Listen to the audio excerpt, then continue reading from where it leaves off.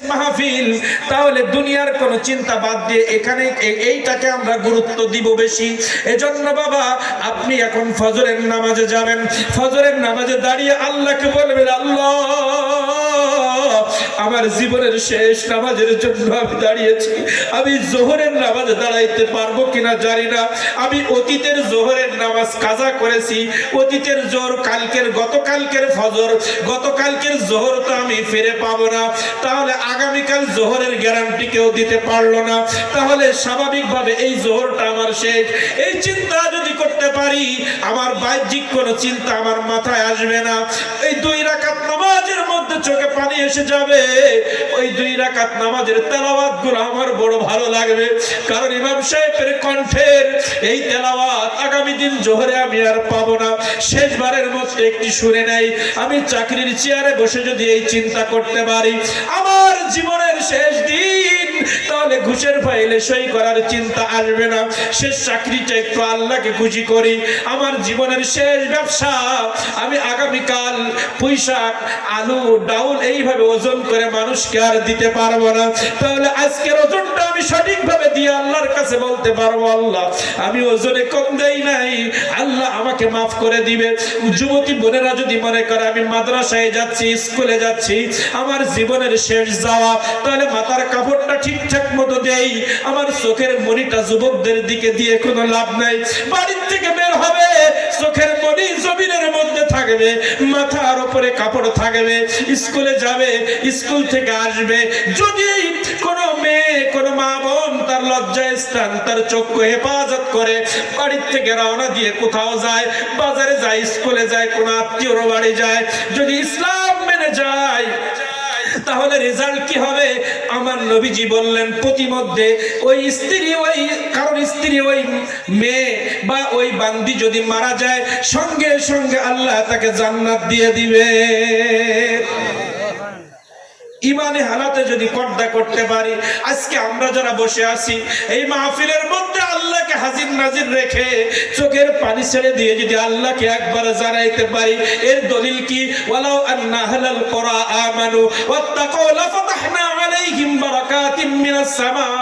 ঈমানের সাথে আমার কোন বান্দা যদি কোন মজলিসে বসতো, বসার পরে চোখের পানি ছেড়ে দিয়ে তার পাপের জন্য আমার কাছে কান্না করত, আর বলতো আগামীকাল বাঁচবো কিনা জানি না, জীবনের শেষ মাহফিল মনে করে, আজকে জীবনের শেষ মাহফিল, আল্লাহ আমি তওবা করে নিলাম, আমি এই মজলিসে বসার আগ পর্যন্ত আমি যত মিথ্যা বলেছি, যত অন্যায় করেছি, তার জন্য তোমার কাছে ক্ষমা চাইতেছি।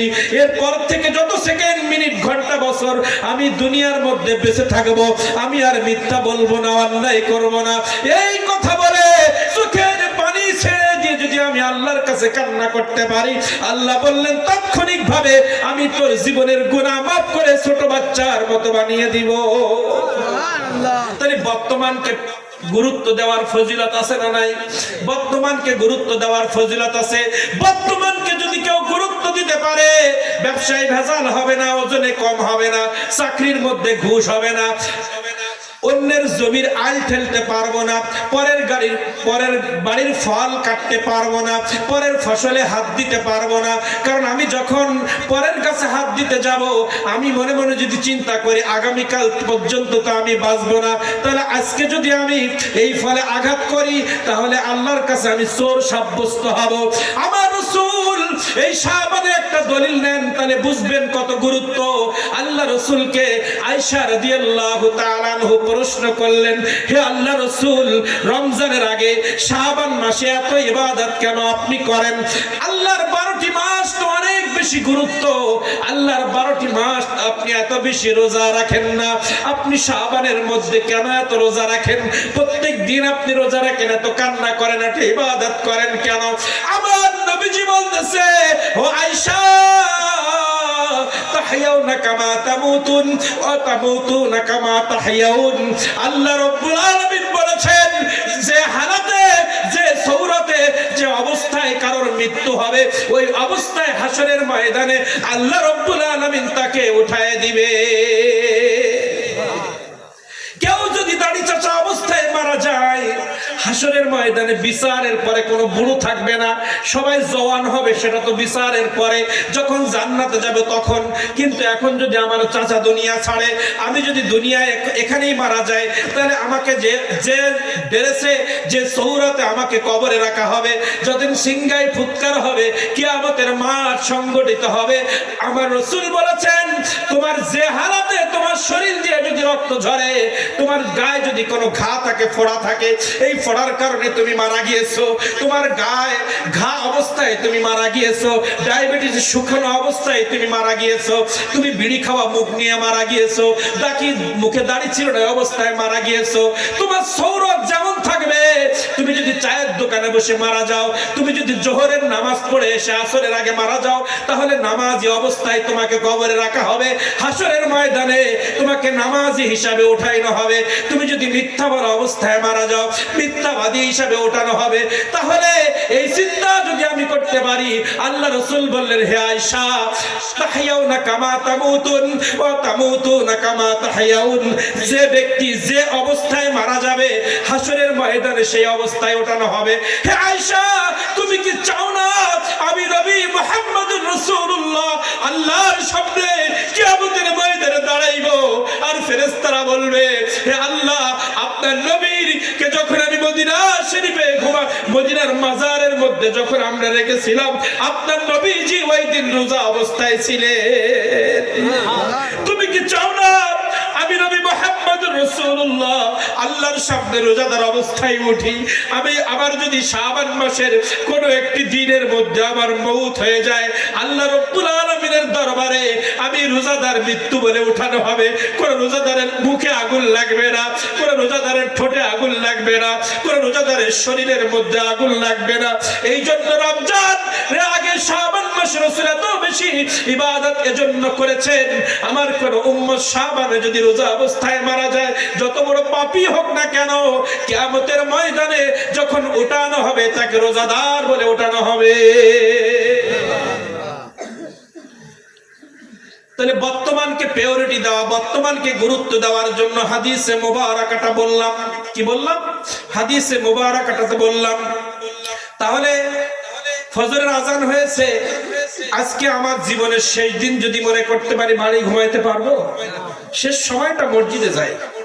কোন মুসলমান নর নারী জোহরের নামাজের পরে যদি রোডে বেরিয়ে যায়, আসরের আজানের আগে যদি মৃত্যু হয়, তাহলে সে নামাজি অবস্থায় মারা গেল। সে তার যদি ঈমান থাকে, তাহলে শহীদের মর্যাদা পাবে। আর কোন ব্যক্তি যদি ফজরের নামাজ না পড়ে রোড অ্যাক্সিডেন্টে মারা যায়, হাসরের ময়দানে সে বেনামাজি অবস্থায় উঠবে। শেষটা বড় কঠিন, শেষটা বড় কঠিন। সারা জীবন কি করেছেন ওটা হবে না, শেষটাই ভালো হবে। সারা জীবন আপনি কি করেছেন আপনাকে কেউ খোঁজ নেয় নাই, কিন্তু এসএসসি পরীক্ষার সময় যদি ভালো লিখতে না পারেন, সার্টিফিকেটে ফেল আসবে। সারা জীবনের সব বিষয়, সারা জীবন লেখাপড়া করলাম, পরীক্ষার দিন সকালে এমন মাথা ব্যথা, এমন জ্বর, আমার লেখার শক্তি নাই, তাহলে 10 বছরের সব অর্থ, কলম কেনা, প্রাইভেটের টাকা, কোচিং এর টাকা, মাদ্রাসার বেতন, লক্ষ লক্ষ টাকা সব বিফলে যাবে। এজন্য বাবা, সারা জীবন আপনি কি করলেন? সারা জীবন ইবাদত করলেন, কিন্তু যখন আপনার আমার মৃত্যু হলো, আমি এমন একটা পরামর্শের মজলিসে ছিলাম যেখানে গীবত চলতেছিল, গীবত, হঠাৎ করে স্টক করে জায়গায় শেষ হয়ে গেলাম। আমার পরিচয় কি? পরনিন্দাকারীকে কবরে রাখা হচ্ছে। আমি যদি বেনামাজি অবস্থায় মারা যায়, আমার রেজাল্ট হবে বেনামাজি কবরে রাখতেছে। ওইভাবে আল্লাহর সামনে ওঠানো হবে। এজন্য মৃত্যুর হালাতটা বড় কঠিন। সারা জীবন যাই করেন, মৃত্যুর সময় আল্লাহ আল্লাহ লা ইলাহা ইল্লাল্লাহু মুহাম্মাদুর রাসূলুল্লাহ এটা জবানে বলতে বলতে যদি আপনি আমি মৃত্যুবরণ করতে পারি, তাহলে হাসরের ময়দানে ওঠানো হবে, কবরে রাখা হবে ঈমানদার বলে, এবং হাসরের ময়দানে ওঠানো হবে, আল্লাহ তোমার নাম, তোমার কালেমা জিকির করা অবস্থায় এই বান্দা ইন্তেকাল করেছে। এজন্য বর্তমানকে প্রায়োরিটি দিব। তারপরে দ্বিতীয় নাম্বার হচ্ছে অসিহ্হাতিকা ক্বাবলা সুকমিক, অসিহ্হাতিকা ক্বাবলা সুকমিক, অসুস্থতার আগে সুস্থতাকে গুরুত্ব দেওয়া। আমাদের সমাজে দেখেন অনেক মানুষ আছে যখন সুস্থ ছিল শুধু চুরি ডাকাতি করেছে, আর বৃদ্ধ বয়সে মানুষের বাড়ি বাড়ি ভিক্ষা করতেছে। এখন নামাজ পড়তেও পারে না, 2 বেলা খাওয়ার জন্য মানুষের বাড়ি ভিক্ষা করতে হয়। এমন মানুষ আছে না নাই? অনেক মানুষ আছে যৌবন বয়সে যখন ক্ষমতা ছিল অস্ত্র ধরে মানুষের পকেটের থেকে টাকা নিয়েছে, অস্ত্র ধরে মানুষের বাড়ির গয়নাগুলো চুরি করেছে, অস্ত্র ধরে ক্ষমতার বলে মানুষের আলটা 1 বিঘা সরিয়ে দিয়েছে, অর্থের বলে ক্ষমতার বলে সরকারি জায়গাগুলো দখল করে লক্ষ লক্ষ টাকার ব্যবসা করে নিয়েছে। কিন্তু যখন বৃদ্ধ হয়ে গেছে, পাওয়ারও নাই, দখলের জন্য মানুষ আর সাথে এসে দখলদারি করতে আর যায় না। এই মানুষটা শুধু চিন্তা করে আমি যদি সুস্থ হয়ে যেতাম তাহলে আর দখলবাজি করতাম না। আল্লাহর কাছে বলবো, আল্লাহ ওয়া আনফিকু মিম্মা রাযাকনাকুম মিন ক্বাবলি আইয়াতিয়াকুম আহাদাকুমুল মাউত ফায়াকুল রাব্বি লাউলা আখখারতানি ইলা আজালিন করিব ফাসাদদাক ওয়া আকুম মিনাস সালিহিন। যৌবন বয়সে আমার যখন চাকরি ছিল, আমার হাঁটুতে বল ছিল, শরীরে বল ছিল, আমি অমুক মাহফিলে গিয়েছিলাম, 10টা টাকা চেয়েছিল আমি দেই নাই, 10টা টাকা চেয়েছিল আমি দেই নাই। অমুক আমার মা অসুস্থ ছিল, ওষুধ কিনতে চাইছিল, আমি টাকা গোছানোর জন্য মাকেও দেই নাই। আমার স্ত্রী অসুস্থ, 50,000 টাকা ব্যাংকে ছিল, আমার 5 বিঘে জমি ছিল, জমি বিক্রি করলে আমার সম্পদ কমে যাবে, ব্যাংকের থেকে 5,000 উঠাইলে সম্পদ কমে যাবে। আল্লাহ আল্লাহ করেছি আর বউকে ধৈর্য ধরতে বলেছি, মাকে আল্লাহ আল্লাহ করতে বলেছি আর ধৈর্য ধরতে বলেছি। হঠাৎ করে দেখা যায় এমন একটি সময় আসলো এই সম্পদ আর নাই, কিন্তু আপনার প্রতি অনুভূতি তৈরি হলো আমার মাকে তো সেবা করা দরকার, আমার মাকে তো সেবা করা দরকার। কিন্তু এখন মার জন্য চোখের পানি ফেলি, কিন্তু ব্যাংকেও টাকা নাই, জমিও নাই, মন চাইছে কিন্তু করতে পারলাম না। অসুস্থ হওয়ার আগে সুস্থতাকে প্রায়োরিটি দাও। আপনি যখন অসুস্থ হবেন, সারা জীবন চাইলেও আপনি সুস্থ থাকতে যা করতে পারতেন, অনেক ব্যাখ্যা আছে। আমি 5টা পয়েন্ট বলতে তো 1 ঘন্টা চলে যাবে, এখনো 2টা বিষয় আলোচনা আছে, সেদিকে যেতে হবে। এই জন্য সংক্ষেপে সূত্র বলে দিচ্ছি, আপনি আমি যখন সুস্থ থাকি, এই সুস্থ অবস্থায় আমি যা যা করতে পারি, অসুস্থ অবস্থায় আমি তা পারি না। এখন কি পারি আর কি পারি না, এটা আপনার থেকে আমার থেকে পৃথিবীর কেউ ভালো জানে না। আমার সন্তান আমার চোখের সামনে, আমার সন্তান আমার চোখের সামনে সারাদিন যতটুকু কাজ করছে আমি তত পারছি না। আমার সন্তান সারাদিন আমার সামনে যা খাইতেছে আমি খাইতে পারছি না। নিজের সন্তানের দিকে খেয়াল করেন। আমার সন্তানের টকবগি যুবক নতুন একটা বউ নিয়ে হেঁটে শ্বশুর বাড়ি যাচ্ছে, আর আমার বউ নিয়ে শ্বশুর বাড়ি যাওয়ার সে পাওয়ার নাই। তাহলে সুস্থ অবস্থায় আপনি আমি মা বাবার সাথে ভালো ব্যবহার করি নাই, সুস্থ অবস্থায় দান সৎকার করি নাই, অসুস্থ অবস্থায় সব হাতছাড়া হয়ে গেছে।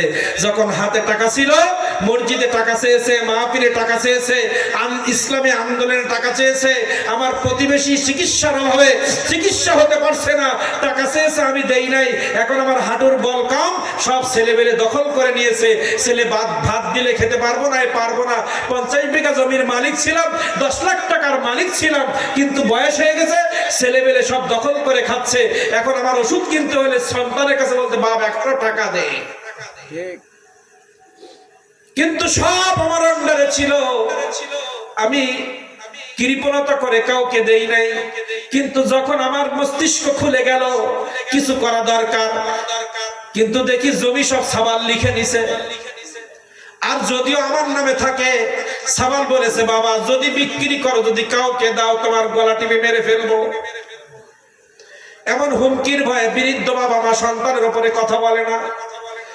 অনেক নজির আছে, আমার নিজের আপনজন, নাম বলবো না, নাম বলতেছি না, উদাহরণের জন্য বলছে। আমার সামনে ঘটা ঘটনা, একজন সারা জীবন চাকরি করেছে, লক্ষ লক্ষ টাকা স্ত্রীর কাছে দিয়েছে, স্ত্রী তার নামে অনেক সম্পদ করেছে, এত প্রেম করে বিয়ে করেছে, এত ভালোবাসা সব স্ত্রীর নামে করেছে। রিটায়ার্ড হওয়ার পরে এগুলো শহরে ঘটে বেশি, আমরা শহরে ইমামতি করেছি, বাস্তবতা বলতে পারছি। অনেক মুসল্লি, কারণ দেখবেন একটা সমাজে মহিলা হোক আর পুরুষ হোক, কাউকে বিশ্বাস না করে ইমামকে করে, কারণ জানে ইমাম কারোর কথা কারোর সাথে বলবে না, উদাহরণ দিবে কিন্তু নাম বলবে না। কিন্তু অন্য মানুষ মানুষের কাছে বললে একদিনের মধ্যে ভাইরাল হয়ে যাবে। ইমাম বাদে যদি সাধারণ কোনো মুসল্লির সাথে একজন বলে আমার বউ কালকে আমার মেরিছে, একদিনের মধ্যে 1000 লোক দেখবেন লাইক দিয়েছে। কিন্তু ইমাম সাহেবের সাথে আপনি 100 বার বউ মারির কথা বলেন, ইমাম সাহেব কাউকে বলবে না। এই আস্থার জায়গা পৃথিবীতে এখনো আছে ইমাম ওলামায়ে কেরাম। এজন্য 100 মুসল্লির কথা ইমাম জানে, কিন্তু ইমাম সাহেব যে কি জানে কেউ জানে না। প্রত্যেকের কথা ইমাম জানে, কিন্তু কারটা জানে সেটা আরেকজন জানে না।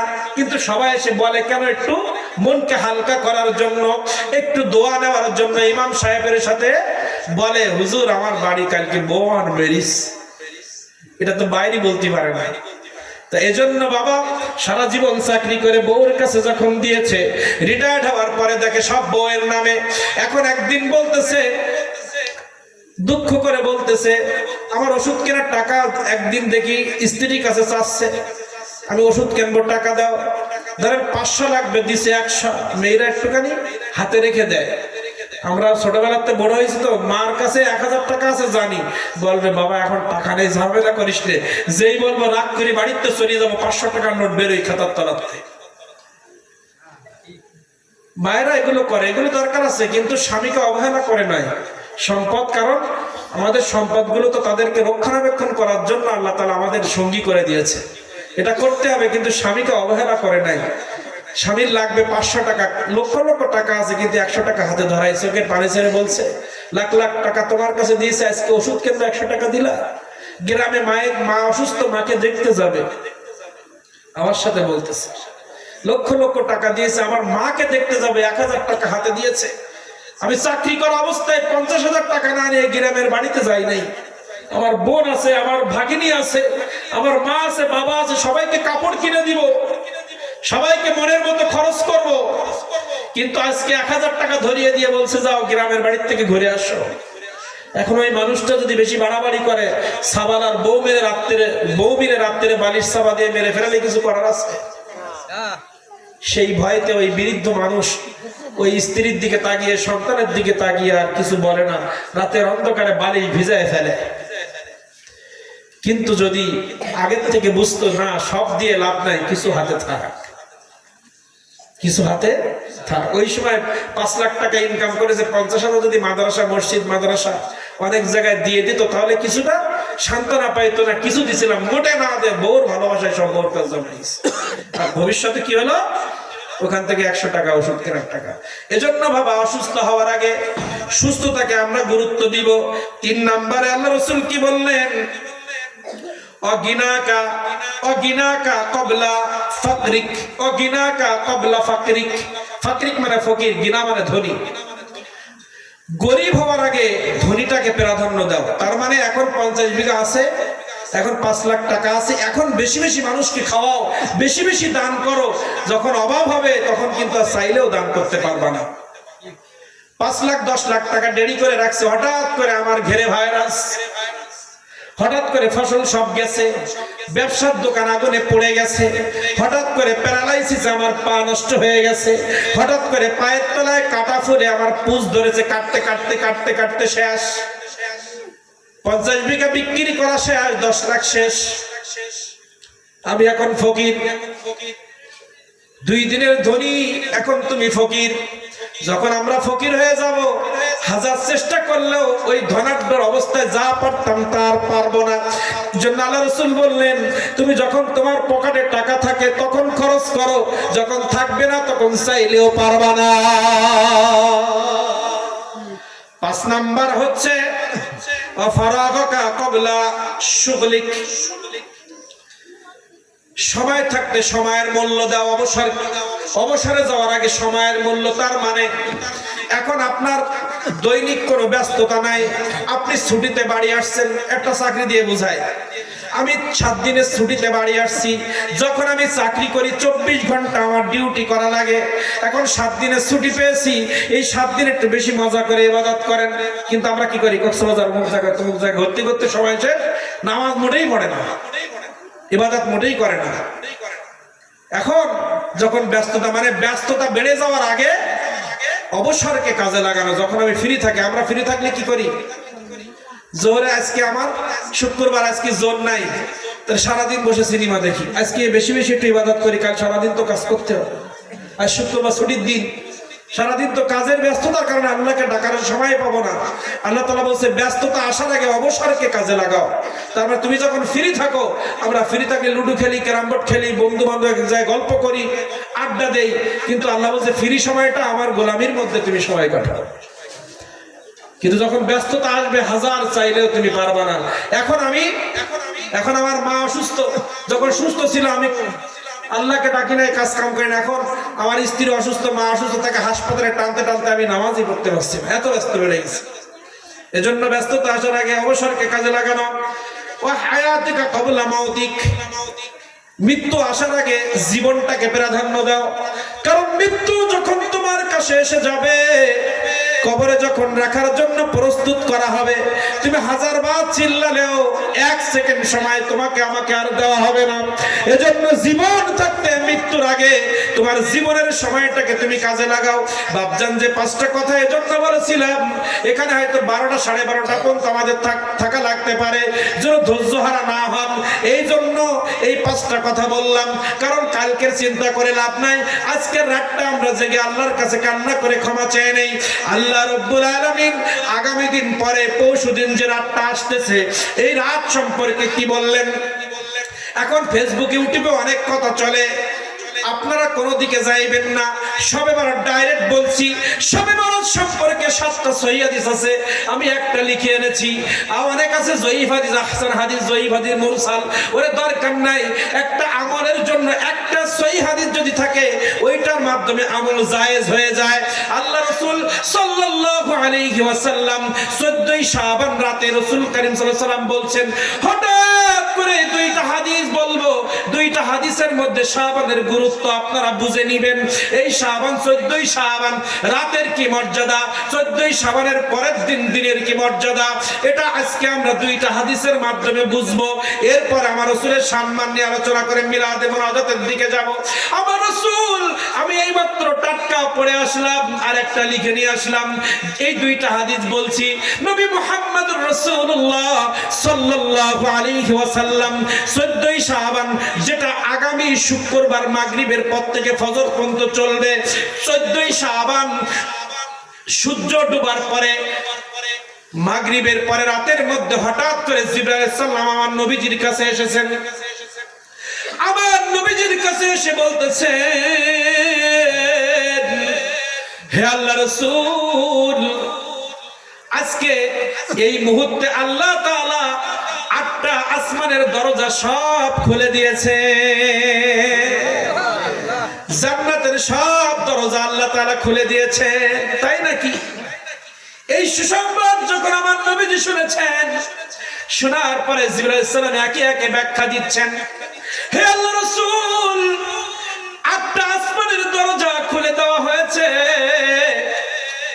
যে ব্যক্তি আজকে এই 8টা দরজা থেকে ফেরেশতারা, ওই ব্যক্তিদের জন্য 8টা দরজা, 8 রকম ফেরেশতা, 8টা জান্নাতে 8 রকম ফেরেশতা, 8টা আসমানে 8 ধরনের ফেরেশতা বসে আছে। এই রাতের মধ্যে 14ই শাবান মাগরিব টু ফজর, ফজরের আজানের আগ পর্যন্ত, মাগরিবের আজানের পরে নামাজের পর থেকে আর ফজরের ওয়াক্ত শেষ হওয়ার আগ পর্যন্ত আল্লাহ রাসূলকে জিবরাইল আলাইহিস সালাম বলতেছে, হে আল্লাহ রাসূল, এই রাত্রে প্রথম আসমানে একদল ফেরেশতা, তারা এইভাবে করে মানুষের জন্য দোয়া করতেছে। কাদের জন্য? রুকুকারী।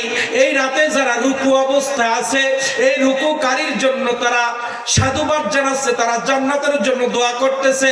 এই রাতে যারা রুকুর মধ্যে আছে, তাদের মাগফিরাতের জন্য আল্লাহর কাছে একদল ফেরেশতা অটোমেটিক দোয়া করতে আছে, জান্নাতের সুসংবাদ জানাইতে আছে। দ্বিতীয় আসমানে সিজদাকারীর জন্য একদল ফেরেশতা, এই রাতের মধ্যে যারা সিজদার মধ্যে গিয়ে সুবহান রাব্বিয়াল আলা, সুবহান রাব্বিয়াল আলা, সুবহান রাব্বিয়াল আলা, মাগরিব টু ফজর, এই সময়ের মধ্যে, এই রাতের মধ্যে যারা সিজদার মধ্যে আছে, তাদের জন্য সুসংবাদ জানানোর জন্য দ্বিতীয় আসমানে ফেরেশতা। তৃতীয় আসমানের মধ্যে একদল ফেরেশতা রয়েছে ইস্তিগফার যারা হাত তুলে আল্লাহর কাছে দোয়া করতেছে, আল্লাহ ও আমার রব, জীবনে অনেক গুনাহ করেছি আল্লাহ, তুমি আমাকে মাফ করে দাও। আমার বাচ্চা হয় না আল্লাহ, তুমি আমাকে একটা বাচ্চা দাও। হে আল্লাহ, আমার মা অসুস্থ, বাবা অসুস্থ, আমার সন্তান অসুস্থ, আমি নিজে অসুস্থ আল্লাহ, তুমি আমাকে সুস্থ করে দাও। এইভাবে যারা ইস্তেগফার করবে তাদের ইস্তেগফার কবুল করার জন্য রেডি। চতুর্থ আসমানে যারা আছে, যারা জিকিরের হালাতে আছে, আল্লাহ আল্লাহ আল্লাহ আল্লাহ সুবহানাল্লাহ আলহামদুলিল্লাহ লা ইলাহা ইল্লাল্লাহ সুবহানাল্লাহ আলহামদুলিল্লাহ লা ইলাহা ইল্লাল্লাহ সুবহানাল্লাহ আলহামদুলিল্লাহ লা ইলাহা ইল্লাল্লাহ। এই জিকির যারা করছে আসমানের ফেরেশতারা আল্লাহর কাছে বলছে এরা ভাগ্যবান। হে আল্লাহ, তুমি আমি বলো, আমরা বললাম, আমরা দেখতেছি তারা তোমাকে ডাকতেছে, তারা জিকির করতেছে, আল্লাহ তাদেরকে মাফ করে দিবেন। আরেক আসমানের মধ্যে একদল ফেরেশতা থাকবে, অনেক মানুষ যারা এই রাত্রে কোরআন মাজিদ তেলাওয়াত করবে তাদের জন্য ফেরেশতারা দোয়া করতেছে, তাদের জন্য আল্লাহ তাআলা মাগফিরাত করতেছেন।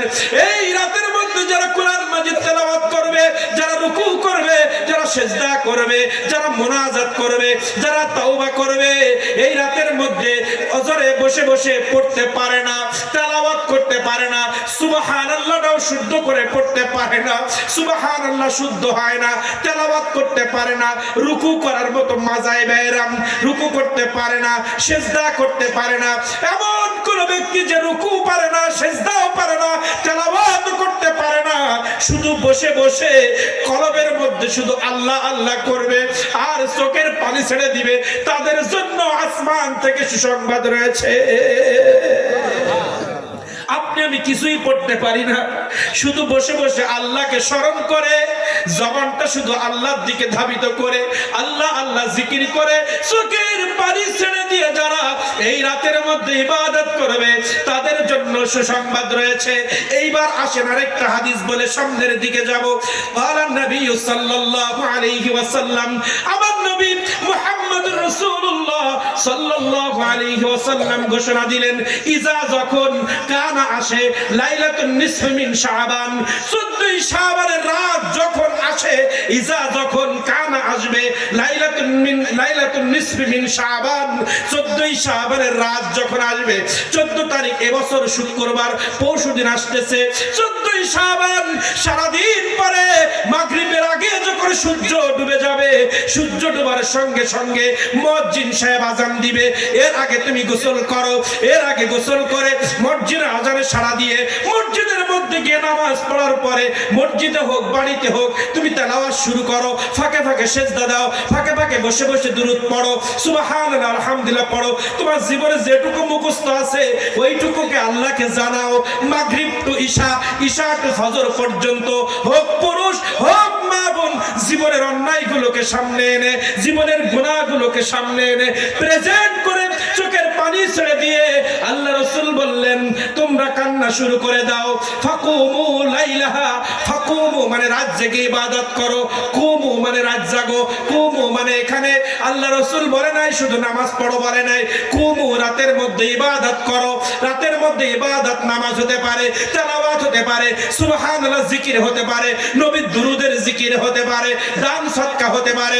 এই রাতের মধ্যে আল্লাহ রাসূল বললেন ফাকুমু লাইলাহা, রাতের মধ্যে তোমরা ইবাদত বন্দেগী করো, ওয়াসুমু ইয়াওমাহা, দিনের বেলা তোমরা রোজা রাখো, মাগরিব থেকে 3টা পর্যন্ত একাধারে আল্লাহকে খুশি করার চেষ্টা করো, খুশি করার পরে 3টার সময় একটু খাওয়া দাওয়া করো, সেহরি করো, সেহরির পরে আবার যদি ওযুর প্রয়োজন হয় ওযু করে ফজরের নামাজের মধ্যে চলে যাও। ফজরের নামাজের পর থেকে শুরু করে মাগরিব পর্যন্ত কোনো খাওয়া দাওয়া নাই, সারা দিন তুমি আল্লাহর জিকিরের মধ্যে থাকো, থাকার পরে ইফতারি সামনে নিয়ে তুমি বসে যাও, ইফতারির সামনে নিয়ে তুমি যদি আল্লাহর কাছে দরখাস্ত করো, আল্লাহ আমার নবী মুহাম্মদ মুহাম্মাদুর রাসূলুল্লাহ বলেছে শাবানের রাতে ফাকুমু জাগতে বলেছেন, ইবাদত করতে বলেছেন, আমার সাধ্য অনুযায়ী ইবাদত করেছি। সারা দিন রাসূল বলেছে সুমু ইয়াউমাহা, দিনের বেলা না খেয়ে থাকার জন্য বলেছে। সারা দিন আমি আমার নবীজির কথা রাখার জন্য সারা দিন না খেয়ে থেকেছি।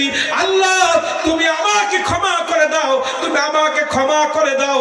আল্লাহর কসম করে বলছি ওই বান্দার জীবনে আর একটা গুনাহ থাকবে না। তারপরে আল্লাহ রাসূল কি বললেন?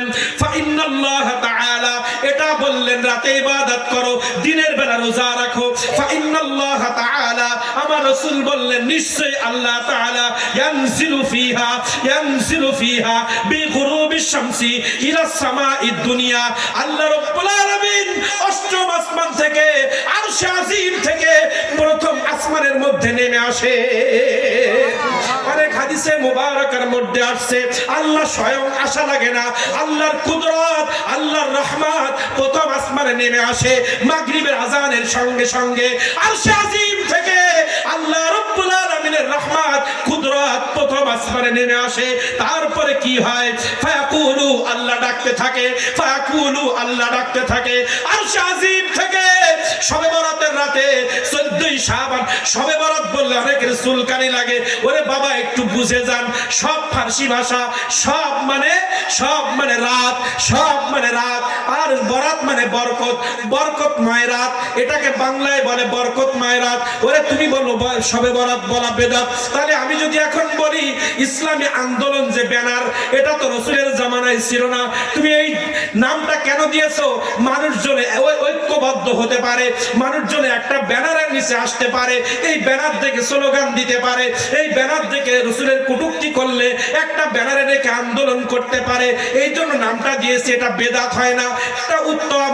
মানুষকে এই 14ই শাবানের রাতে মানুষকে ইবাদত করানোর জন্য, মানুষের মুভ মাইন্ড, মানুষের চিন্তা শক্তি সব কিছুকে এই রাতের দিকে ফোকাস করার জন্য শবে বরাত নামটা উলামায়ে কেরাম, আল্লাহর ওলি সাহাবায়ে কেরাম দিয়েছে।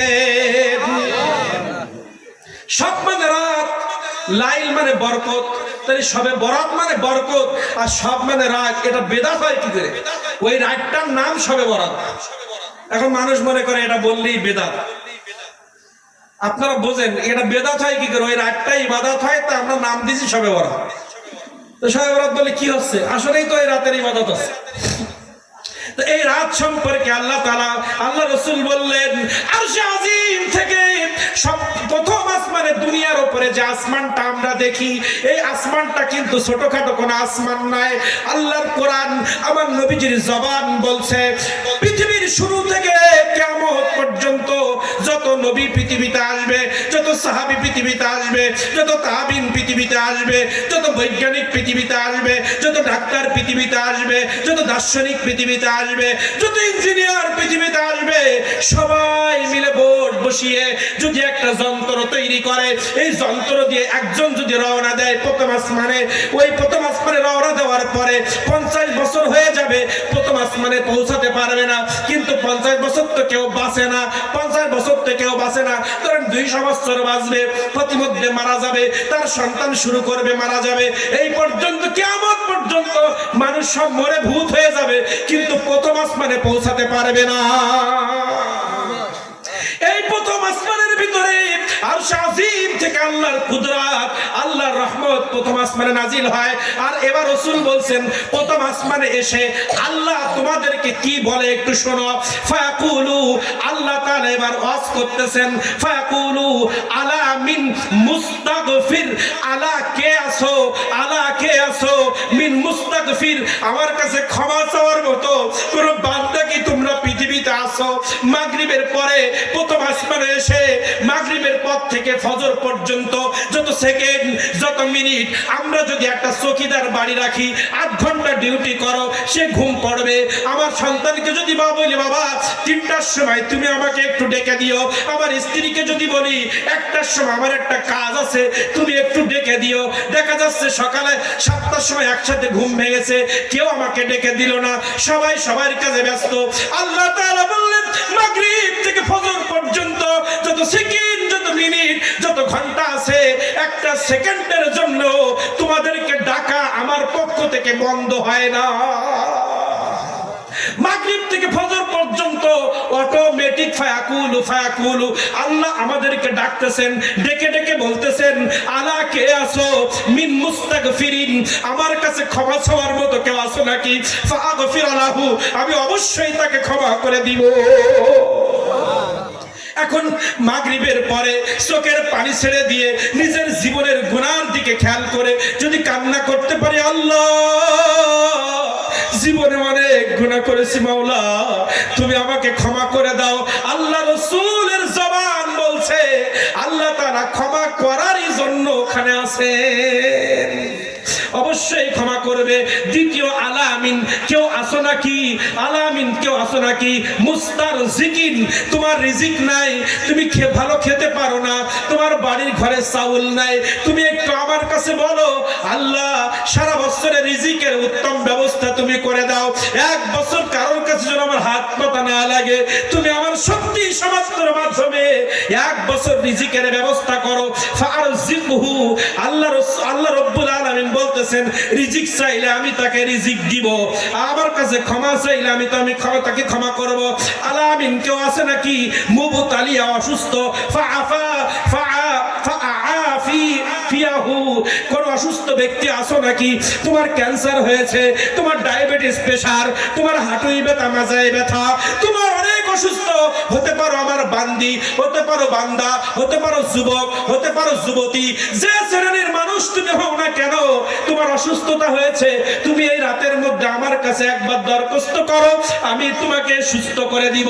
তারপরে বলছেন আলাহা আলা কাজা আলা কাজা হাত্তা ইয়াতলু আল ফাজর, আলা কাজা আলা কাজা হাত্তা ইয়াতলু আল ফাজর, আমি ফজর পর্যন্ত এইভাবে বান্দাদের ক্ষমা করার জন্য, সুস্থ করার জন্য, রিজিক দেওয়ার জন্য প্রথম আসমান থেকে বারবার আমি আমার বান্দাদেরকে ডাকতে থাকি, ডাকতে থাকি, ডাকতে থাকি ফজর পর্যন্ত।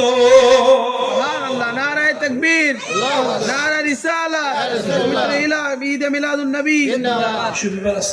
দুরূদ শরীফ পড়ে আল্লাহুম্মা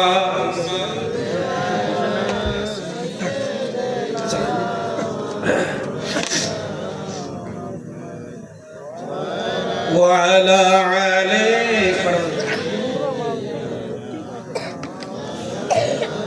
কয়টা পর্যন্ত চলবে আপনারা বলেন?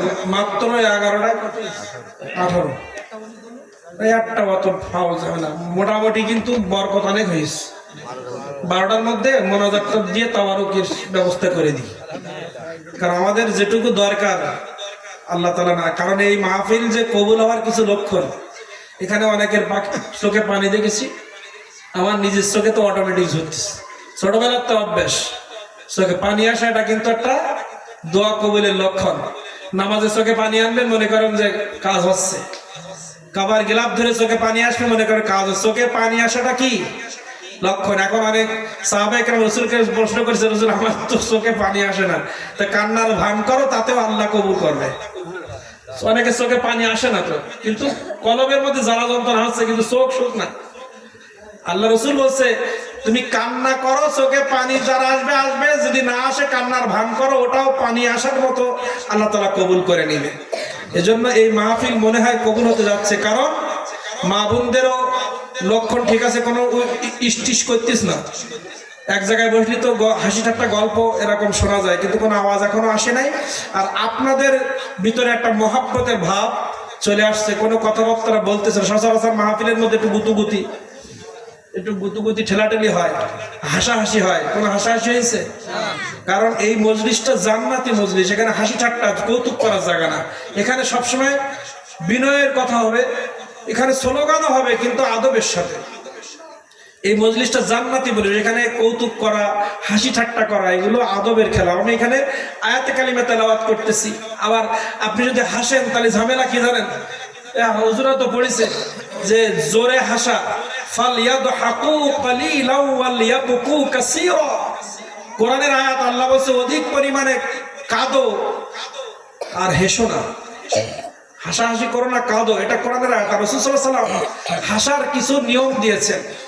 একটা হচ্ছে মুস্কি হাসি, দাঁত হালকা দেখা যাবে, মুস্কি হাসি হবে। কি হাসি হবে? মুস্কি হাসি। একটা হচ্ছে ঠোঁট নড়বে, দাঁত দেখা যাবে না একটা, আর একটা হচ্ছে এই এটা হারাম। তাহলে যারা ওয়াজের মাধ্যমে বিভিন্ন ফাহিশা কথা বলে, নায়ক নায়িকার কথা যখন বলে, বক্তাও খক খক খক খক করে আর শ্রোতাও খক খক করে। এখন বলেন হাদিসের বিপক্ষে গেলেন আপনি, মজলিস দরকার না, কোনো ভাবেই তো উচ্চস্বরে হাসা জায়েজ নাই। উচ্চস্বরে হাসবে যারা খেলা দেখে, যারা সিনেমা দেখে।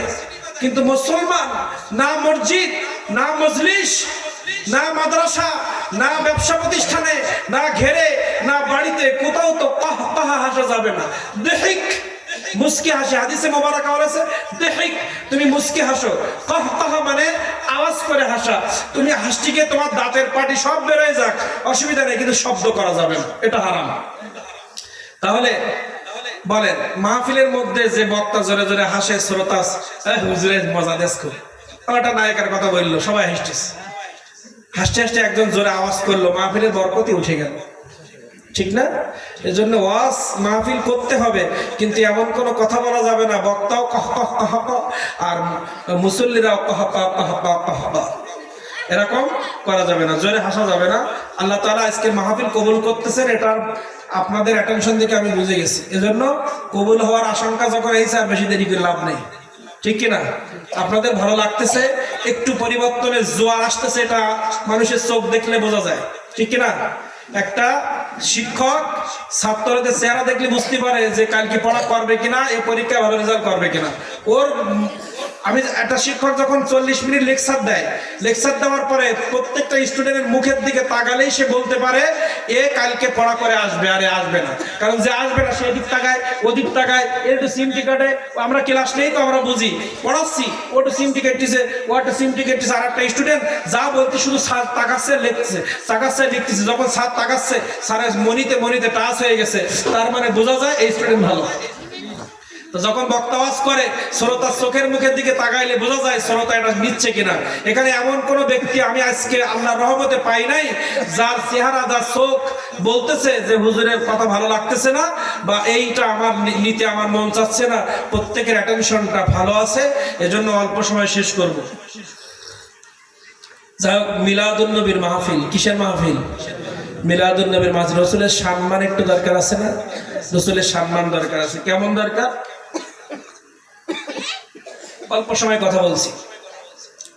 আমরা যারা এখানে, আমি এই ওয়াজটা প্রায় জায়গায় করি, কারণ এই একটা আয়াত বাস্তবায়ন করলে আমাদের ব্যক্তি জীবন, পারিবারিক ওয়াজ কিন্তু বেশি লাগে না। এমন কিছু আয়াত আছে, এই কয়টা আয়াতের উপরে বিভিন্ন ভাষা দিয়ে বিভিন্ন অ্যাঙ্গেলে মানুষকে বোঝাইতে পারলে এই অল্প কয়টা আয়াতই আমাদের নাজাতের জন্য যথেষ্ট। বেশি ওয়াজ করা লাগে না। আমরা যারা এখানে বসে আছি, আমরা সবাই বলেন তো আমাদের মালিক কে? আল্লাহ। জোরে বলেন আল্লাহ। আমাদের মালিক কে? আল্লাহ। আমাদের মালিক আল্লাহ, এটা সবাই মানছি তো। এখন আল্লাহ যদি আমাদের মালিক হয়, আমার বাবাকে মারা গেছেন, তাহলে এনার একটা সন্তান আছে, আমি যদি ওনার সন্তানকে বলি তোমার বাবাকে, বলবে তোমার লেখাপড়ার খরচ কে দেয়? ইনি দেয়। তোমার গার্জিয়ানকে? আমার বাবা। এরকম বলি না আমরা? বলি। তাহলে এখানে তাহলে বাবা যা বলে সন্তান শোনে কিনা? তাহলে বাবা বলতে, বাবা তুমি যদি এই কাজগুলো করো তাহলে টাকা পয়সা ঠিক মতো পাবা, তোমার ভরণ পোষণ সব ঠিকঠাক দেবা, যদি এই কাজ না করো আমি তোমার তেজপুত্র করবো, এরকম বলে না অনেক সময়?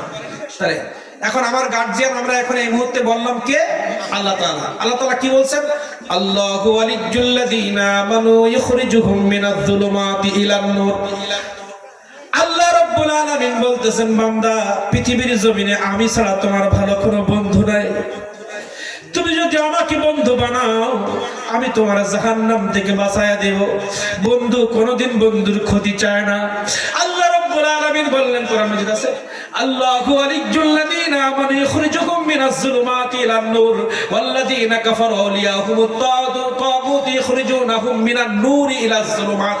আল্লাহ দুইটা কথা বললেন, বান্দা তুমি যদি পৃথিবীর মধ্যে থেকে আমি আল্লাহ আমাকে বন্ধু বানাইতে পারো, আমার কাজ হচ্ছে জাহান্নাম থেকে তোমাদেরকে জান্নাতে নিয়ে যাওয়া। আর শয়তানকে যদি বন্ধু বানাও, শয়তানের কাজ হচ্ছে জান্নাত থেকে জাহান্নামে নেওয়া। ক্লিয়ার? আল্লাহ তাআলা বললেন আমাকে যদি বন্ধু বানাও আমার কাজ তোমাকে জাহান্নাম থেকে জান্নাতে নেওয়া, আর যদি ইবলিসকে বন্ধু বানাও ওর কাজ হচ্ছে জান্নাত থেকে জাহান্নামে নেওয়া। তাহলে একটা মানুষ আজানের পরে যখন নামাজে না যায় বুঝতে হবে জাহান্নামের রাস্তা আছে, আর নামাজে গেলে বুঝতে হবে আল্লাহকে বন্ধু বানায় ফেলাইছে। কারণ বন্ধু যদি কাউকে বানায় তাহলে বন্ধু ডাক দিলে বাড়ি বসে থাকা যায় না।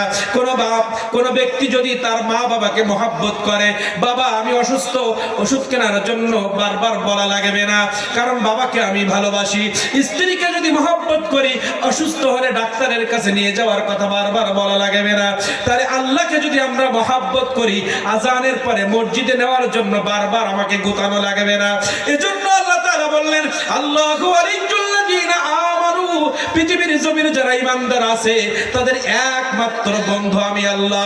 আল্লাহু ওয়ালিয়্যুল্লাযীনা আমানু ইখরিজুহুম, আমি বের করে আনি, ইখরিজুহুম মিনাস যুলুমাত, অন্ধকার থেকে ইলান নূর। আমাকে যখনই কেউ বন্ধু বানায় আমি তাকে অন্ধকার থেকে আলোর দিকে বের করে নিয়ে আসি। অন্ধকার হচ্ছে জাহান্নাম আর আলো হচ্ছে জান্নাত। তাহলে আল্লাহকে যদি আমি বন্ধু বানাইতে পারি, আল্লাহ বললেন তোমাকে আমি জান্নাতের জন্য প্রত্যেকটা কাজ করায় নেব। তাহলে বুঝতে হবে আমরা যারা সুদের মধ্যে আছি বন্ধু বানাইছি ইবলিসকে, ঘুষের মধ্যে আছি বন্ধু বানাইছি ইবলিসকে, মিথ্যা সাক্ষ্য মিথ্যা কথার মধ্যে যারা আছি আমার বন্ধু ইবলিস। যে মা বোনরা পর্দা করে না, যুবতী মেয়েরা যারা পর্দা করে না, ইবলিসের বান্ধবী, ইবলিসের দলে চলে গেছে। যারা মা বোনরা পর্দা করে না তাদের স্বামী বন্ধু না, স্বামী বলছে পর্দা করো, স্বামী আল্লাহকে বন্ধু বানাইছে। আর স্ত্রী বেপর্দা মানে তার বন্ধু ইবলিস। তাহলে আল্লাহর বিধানের বাইরে যারা চলে তাদের বন্ধু ইবলিস, আল্লাহর বিধান মেনে যারা চলে তাদের বন্ধু আল্লাহ। তাহলে মিথ্যা বললে আমার বন্ধু বুঝবো কি? ইবলিস। ঠিক আছে না? আর যদি অন্যায় করে কারো সম্পদ ফাঁকি দেয় বুঝতে হবে ইবলিসের দলে আছি আমি এখন। ওই অবস্থায় মারা গেলে আপনিই বলেন আল্লাহ কি নূর দেবে না অন্ধকার দেবে? আল্লাহ বলছে আমারে বন্ধু বানাও, আমি তোমাকে অন্ধকার থেকে আলোর মধ্যে নিয়ে আসবো। আর ইবলিসকে বন্ধু বানানো আলোর থেকে অন্ধকারে নিয়ে যাবে। এর হাকিকত কি? কেন এটা বললেন? কেন এটা বললেন? আল্লাহকে যদি বন্ধু বানান আপনি আল্লাহর বন্ধু কিনা, আল্লাহ আপনার বন্ধু কিনা, আল্লাহকে বন্ধু বানাইছেন কিনা আপনার 24 ঘন্টা জীবন অবজারভেশন করলে বোঝা যাবে। এখানে আমরা নিজের জীবনে যদি আমরা একটু গবেষণা করি আমি বুঝতে পারবো আমার বন্ধু কে। নামাজ পড়লে আল্লাহ বন্ধু, রোজা রাখলে আল্লাহ বন্ধু, সত্য বললে আল্লাহ বন্ধু। কারণ বন্ধু বলেছে সত্য বলো, মিথ্যা বলো না। আমার বন্ধু কে? আল্লাহ তাআলা। সে আল্লাহ তাআলা বলতেছেন হে আমার বান্দা তুমি সত্য বলো, আমার বন্ধু থাকতে পারবা। আমি মিথ্যা বলতে নিষেধ করেছি, বন্ধুর কথা না শুনলে কিন্তু তোমার সাথে সম্পর্ক থাকবে না। কি সম্পর্ক থাকবে না? কর্মীকে বলেছে এই কাজ করো না, কিন্তু তোমার কর্মীর খাতাতে নাম কাটবো।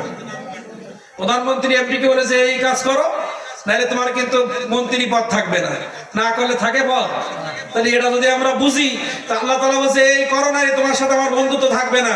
বন্ধুত্ব যদি না থাকে তাহলে আমার বার করবে কি করে? বন্ধুই না বন্ধুর উপকার করে, শত্রুকে উপকার করে। কিন্তু শত্রুকে আমরা বন্ধু বানাইছি যে প্রতিনিয়ত আলোক থেকে আমাদের অন্ধকারের দিকে ডাকতেছে, আর যিনি অন্ধকার থেকে আলোর দিকে নেওয়ার জন্য বারবার আসমান থেকে আমাদেরকে তাকিদ দিচ্ছেন, তারাকে আমরা বন্ধু বানাইতে পারি নাই। বান্দা আমি আসমানে থাকি, আমি অষ্টম আসমানে থাকি, প্রথম দ্বিতীয় তৃতীয় চতুর্থ পঞ্চম ষষ্ঠ সপ্তম আসমান ভেদ করে আরশে আজিমে আমি থাকি। এখানে আমার নবী মুহাম্মদ রাসূলুল্লাহ ছাড়া কোন ফেরেশতার হুকুম নাই আমার কাছে আসবে। পৃথিবীর কোন বান্দা অষ্টম আসমানে আসার কোন ক্ষমতা নাই। হে পৃথিবীর মানুষ তোমরা শুনে রাখো, অষ্টম আসমান তো দূরের কথা, প্রথম আসমানে তোমরা আসতে পারবে না। এজন্য আমাকে বন্ধু বানানোর জন্য আমি দুইটা জিনিস তোমাদের কাছে দিয়েছি। এই দুইটা জিনিস যদি আঁকড়ে ধরতে পারো তাহলে আমার বন্ধুত্বর সম্পর্কটা জড়া লাগবে, নাই লাগবে না। ভালো করে বুঝবেন। কিন্তু আল্লাহ তাআলা বলছে আমাকে বন্ধু বানাইলে তোমাকে অন্ধকার থেকে আলোর দিকে নিয়ে আসবো। তা আল্লাহ বন্ধু তো অষ্টম আসমানে, আমরা তো পাশে পাচ্ছি না। তা আল্লাহ তাআলা বললেন বান্দা আমাকে ধরাও যায় না, ছোঁয়াও যায় না, দেখাও যায় না, কিন্তু আমি আল্লাহ রাব্বুল আলামিন তারাকতু ফীকুম আমরাইন কিতাবাল্লাহ সুন্নাত রাসূলি কদ জাআকুম মিনাল্লাহি নূর মিলাদুন নবীতে ঢুকতেছি, কিন্তু খেয়াল করবেন কদ জাআকুম মিনাল্লাহি নূর, আমি পৃথিবীর জমিনে একটা কিতাব দিয়েছি আর একটা আলো দিয়েছি। কিতাব হচ্ছে কোরআন, আলো হচ্ছে নূরে মুহাম্মদ সাল্লাল্লাহু আলাইহি ওয়াসাল্লাম। আমি এক টুকরা নূর পৃথিবীর জমিনে পাঠিয়েছি আর একটা লেখা কিতাব পৃথিবীর জমিনে পাঠিয়েছি। এই দুইটা জিনিস যদি তুমি আঁকড়ে ধরতে পারো, মনে করবে আমার সাথে বন্ধুত্ব হয়ে গেছে। আমি পৃথিবীতে আসবো না, আমি কিতাব আর আমার বন্ধু পাঠাইলাম। আমার বন্ধুকে যদি বন্ধু বানায় নাও, তাহলে আমার সাথে বন্ধুত্বটা ফাইনাল হবে। ওই কিতাবটারে যদি বন্ধু বানায় নাও, আমার সাথে বন্ধুত্বটা ফাইনাল হবে। এর দলিল কি? আল্লাহ রাব্বুল আলামিন বললেন, পৃথিবীর মানুষকে আমি বড় মায়া করে মহব্বত করে সৃষ্টি করেছি। পৃথিবীর মানুষ যদি চায়, আমি আল্লাহ তাদেরকে বন্ধু বানাই, আমি আল্লাহ তাদেরকে ভালোবাসি। বন্ধু বানাই, ভালোবাসার থেকে বন্ধুত্ব হয়। প্রত্যেকটা শব্দ বিজ্ঞান ভিত্তিক কথা। আল্লাহ রাব্বুল আলামিন বলেন, কুল, হে নবী আপনি বলেন, ইন যদি কুনতুম, কোন একজন বান্দা চায় তুহিব্বুনাল্লাহ, আমি আল্লাহ তাদেরকে ভালোবাসি বা তারা আমাকে ভালোবাসে। পৃথিবীর কোন মানুষ যদি আমাকে বন্ধু বানাইতে চায়, পৃথিবীর কোন মানুষ যদি আমি আল্লাহ আমাকে ভালোবাসতে চায়, আমার সাথে বন্ধুত্ব সম্পর্ক স্থাপন করতে চায়, কারণ পৃথিবীর মানুষ দেখেছে শয়তানের গোলামি করলে কি হয়। পৃথিবীর মানুষ, আপনি কোরআন হাদিস বাদ দেন, একটু গবেষণামূলক কথা বলছি, ফাঁকে আয়াতের কথা মনে করে দিবেন যদি ভুলে যায়। ফাঁকে একটু কথা বলি। আল্লাহ বলছেন, আল্লাহু ওয়ালিয়্যুল্লাযীনা আমানু ইখরিজুহুম মিনাজ যুলুমাতি ইলান নূর ওয়াল্লাযীনা কাফারু আউলিয়াহুমুত তাগুতু ইখরিজুনাহুম মিনান নূরি ইলাজ যুলুমাত। কাফের, বেঈমান, মুশরিক, শয়তান চায় নূর থেকে অন্ধকারে নিতে, আর আমি আল্লাহ চাই অন্ধকার থেকে আলোর দিকে নিতে। খুব কথা করে বুঝবেন। এখন এটা কোরআনের আয়াত, আপনি বলতে পারেন ওটা মানি না। তাহলে এখন দেখেন আল্লাহর কথা মানলে কি হয় আর না মানলে কি হয়। পৃথিবীর জমিনে আমরা নবীদের জীবনী পাই নাই, সাহাবায়ে কেরামদেরকে আমরা পাই নাই। আমরা কিতাব পড়ে দেখেছি নবীরা আল্লাহ আল্লাহ করে পৃথিবীর জমিনে সম্মানী হয়ে কবরে গেছে এবং জান্নাতি হয়েছে। এখন যদি আপনি বলেন আমি জান্নাত বিশ্বাস করি না, তাহলে নবীদের জীবনী পড়েন। তারা আল্লাহর গোলামি করার কারণে কেউ ধনী ছিল, কেউ গরিব ছিল, কিন্তু কোন নবীকে পৃথিবীর জমিনে কেউ গালি দিছে? কাফেররাও পর্যন্ত ভয় পায়। কিছু কিছু নাস্তিক, দুই একজন, এটা ভিন্ন কথা, কিন্তু কোন মুসলমান, 100 কোটি মুসলমান বাংলা পৃথিবীতে, কোন মুসলমানের শুনছেন আমার নবীকে গালি দিছে? তো নবীও তো একজন মানুষ হিসাবে পৃথিবীতে ছিলেন, তাহলে তাকে গালি দিল না কেন? আল্লাহর বন্ধু বানাইছে তাই। কোন সাহাবীদেরকে কেউ গালি দেয় না। এখন বলেন, আমাদের এই অঞ্চলে গৌসুল আজম খুলনবী রাহমাতুল্লাহ আলাইহি, উনি আল্লাহর পথে মানুষকে ডেকেছেন না? একটা মানুষকে আছে আমার হুজুরকে কেউ গালি দেয়? অনেক মুরিদকে, অনেক মানুষকে দিতে পারে যারা অন্যায় করে, কিন্তু আমার খুলনবী হযরতকে কেউ গালি দিছে? তাহলে খুলনবী হযরতের মতো তো অনেক মানুষ আছে যার সকাল সন্ধ্যা মানুষ গালি দেয়। আপনি দেখবেন পৃথিবীর জমিনে যারা, পৃথিবীর জমিনে আমি কোন নবীর নাম নিচ্ছি না, কোন সাহাবীর নাম, আলীর নাম, উলামায়ে কেরামের নাম নিচ্ছি না। এই পৃথিবীর মানুষ দেখবেন কিছু কিছু অতীত, এখান থেকে 50-100 বছর, আমার ধরেন 37 বছর বয়স, আমার জীবনে আমি হয়তো 1000 মানুষের সাথে পরিচিত হয়েছি, কিন্তু দেখবেন অনেক মানুষের কথা বলি ভালো, অনেকের বলি খারাপ। তাহলে আপনার জীবনে অনেক মানুষ খারাপ আছে আর ভালো আছে। ভালো কাদেরকে বলেন? যারা জীবনে নামাজ পড়েছে, সত্য বলেছে, কোরআন হাদিস পড়ে। যে মানুষটা 5 বেলা মসজিদে নামাজ পড়েছে, একে আমি ভালো বলি না খারাপ বলি? যে মানুষটা মিথ্যা বলে না, সত্য বলে, তাকে ভালো বলি না খারাপ বলি? সাহাবীরা তো এই কাজই করেছে, সারা জীবন নামাজ পড়েছে, সত্য বলেছে, মানুষের হক ফাঁকি দেয় নাই। এজন্য পৃথিবীর মানুষ তাদেরকে ভালোবাসার নজরে স্মরণ করে। আর পৃথিবীর জমিনে আবু জাহেল, উতবা, শাইবা, নমরুদ সহ এই পৃথিবীর জমিনে যারা অত্যাচার করেছে, অন্যায় করেছে, তাদের কথা যখন মানুষ বলে তাদেরকে গালি দেয়, গালি। আর যে সমস্ত সাহাবী নবীদের কথা মানুষ নেয়, চোখের পানি ছেড়ে দিয়ে তাদের জন্য দোয়া করে। এই বাংলার জমিনে 15 বছর অনেকে নির্যাতন করেছে, এখন গালির পাত্র হয়েছে, তাদের নাম নিয়ে মোড়ে মার খায়। বর্তমান প্র্যাকটিক্যাল দেখেন, সবাই অন্যায় করে না, কিছু কিছু মানুষ অন্যায় করার কারণে এমন একটা দল এমন হয়ে গেছে, সেই দলের নামটা পর্যন্ত সমাজে নেওয়া যাচ্ছে না। এরকম হচ্ছে না? তাহলে অন্যায় করার কারণে সামাজিক ভাবে রেজাল্ট হলো কি? লাঠি গালি। আর যারা মানুষকে অত্যাচার করে নাই, সুখে দুঃখে মানুষের মন্দির পাহারা দিয়েছে, মানুষের বাড়িঘর পাহারা দিয়েছে, মানুষের সম্পদগুলো পাহারা দিয়েছে, ওই মানুষগুলোকে বিধর্মীরাও বলছে এরা আমার বন্ধু, এদের দ্বারা কোনোদিন মন্দিরে আঘাত হয় নাই। তাহলে কি করে বন্ধু হলো? একটু আসেন, যে মানুষটা ওজনে কম দেয় না তাকে আমরা বলি এই ব্যবসায়ীটা ভালো, যে ভেজাল দেয় না তাকে বলি ভালো, যে মিথ্যা বলে না তাকে বলি ভালো, যে নামাজ পড়ে না তাকে বলি ভালো, যে মানুষের সাথে খারাপ ব্যবহার করে না তাকে বলি ভালো, যে ঘুষ খায় না তাকে বলি ভালো, যে 5 ওয়াক্ত নামাজ পড়ে রোজা রাখে তাকে বলি ভালো। এইবার রমজানের সামনে রোজা আসতেছে, যে মানুষটা রোজা রাখবে না আমাদের সামনে দিনের বেলা খাইবে, আপনি বলেন তাকে ভালো বলবেন না খারাপ বলবেন? আজানের পরে যে লুডু খেলবে, ক্যারাম বোর্ড খেলবে, মসজিদে যাবে না, সে বেঁচে থাকলেও তাকে ভালো বলবে না খারাপ বলবেন? কথা বলেন। মারা গেলে কি বলবেন? তাহলে সামাজিক ভাবে এই কয়টা কথা বললাম। এখন বলেন, ইসরায়েল যে ফিলিস্তিনকে আক্রমণ করতেছে, আপনি তাকে ভালো বলতেছেন না খারাপ? কথা বলেন। এই আক্রমণ করার নিষেধ আছে না নাই? বেনামাজি হওয়া কোরআনে নিষেধ আছে না নাই? মিথ্যা বলা কোরআনে নিষেধ আছে না নাই? গীবত করা কোরআনে আছে না নাই? নিষেধ আছে না নাই? রোজা না রাখা কোরআনে নিষেধ আছে না নাই?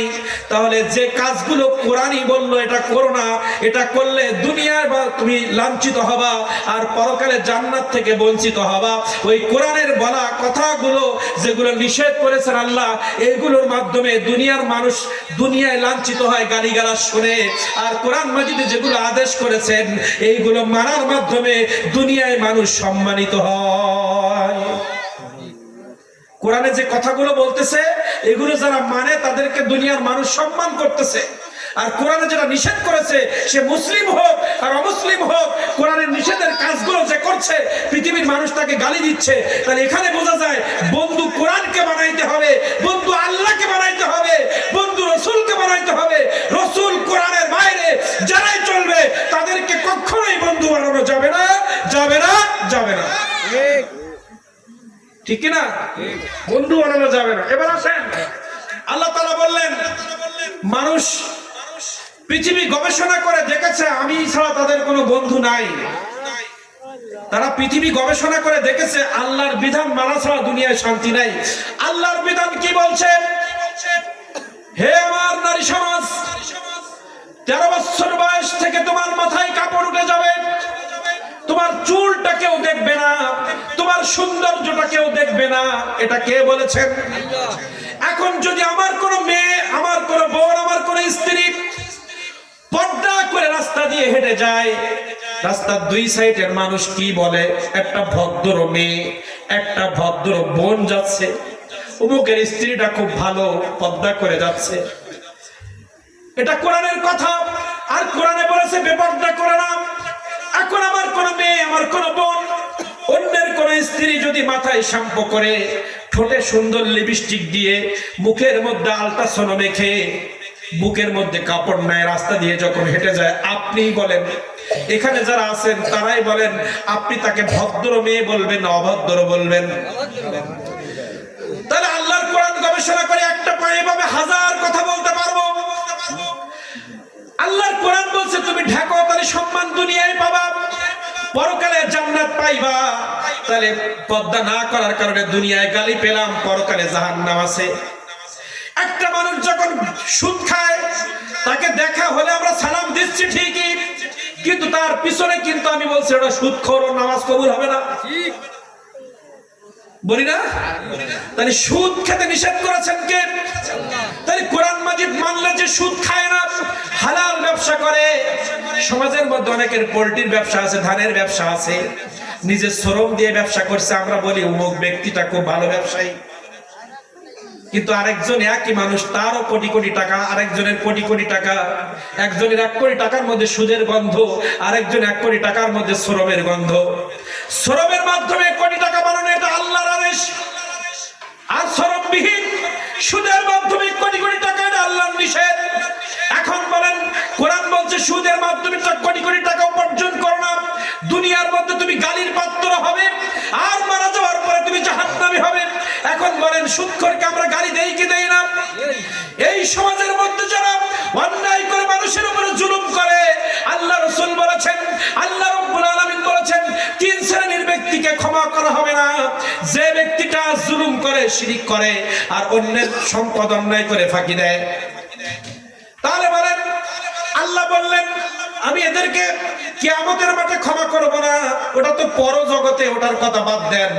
দুনিয়ায় কোনো ব্যক্তি যদি কাউকে অন্যায়ভাবে ফাঁসি দেয়, অন্যায়ভাবে জেলে ভরে কারোর উপরে জুলুম করে, আমরা তাকে ভালো বলি না খারাপ বলি? কোরআনের সাথে প্রত্যেকটা জিনিস মিলান।